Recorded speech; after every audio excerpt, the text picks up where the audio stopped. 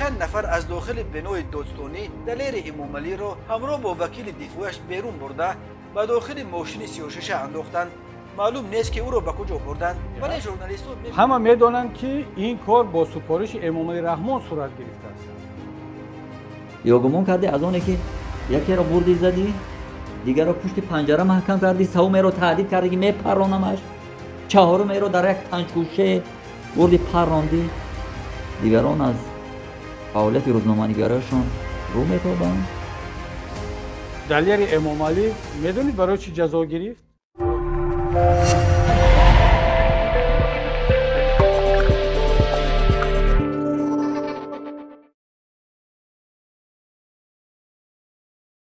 شما هرگز دلیر نمیشوید، شما هرگز عبدالستار نمیشوید، شما هرگز هزاران هزار جوانمرد دیگری تاجیک نمیشوید که با سیمای خود برای حفظ حقوقهای خود مبارزه میبرند.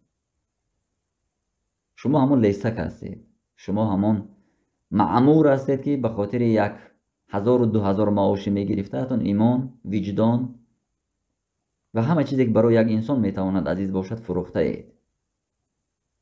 تهمت میکنید، تحقیر میکنید، کاریکاتور میکنید، حتی آماده هستید کسی را گلوگیر کنید، گلویش را خفه کرده بکشید.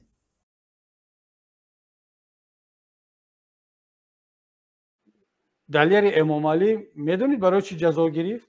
حالا میگن که برای کدام نوارها اونو، نه، برای که دلیر امامعلی در یک آخران بیانیه‌اش گفت که به مردم مراجعت کرد که برای چی به بدخشان رفتن نمیتواند و درباره بدخشان برنامه نمیکند و آشکار گفت که میترسم، اجازت ندارم و در اینجا قانون نیست و این وظیفه ژورنالیستی من است که باید بیرم این کار رو انجام دیم، ولی چون میترسم، چون اجازت ندارم، چون زندانی میشوم، زده میشوم، این کار رو نمیکنم.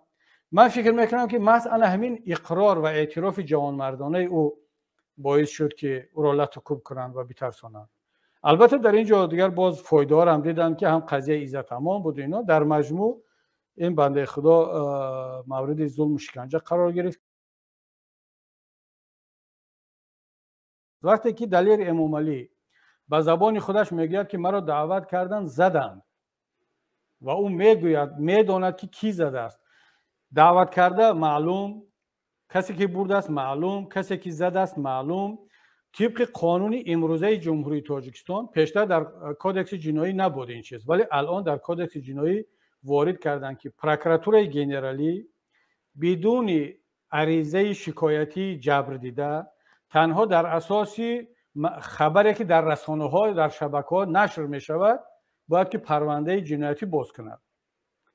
یعنی بالفرض حالا دلیر امامعلی شکایت رسمی نکرده باشد، او در رسانه‌ها شکایت کرد، پروکرور ژنرالی دید، پروکرور ناحیه شاهمنصور دید، نمیدونم دیگر مقامات دیدن، اینا وظیفه‌دار هستند. امامعلی رحمان، یوسف رحمان، وزیر امنیت، وزیر داخله، وظیفه کنستیتوسیونیشان هست که الکی پرونده جنایتی باز میکردند و تا امروز افرادی که دلیر امامعلی را زدند باید که نام آنها را میگفتند.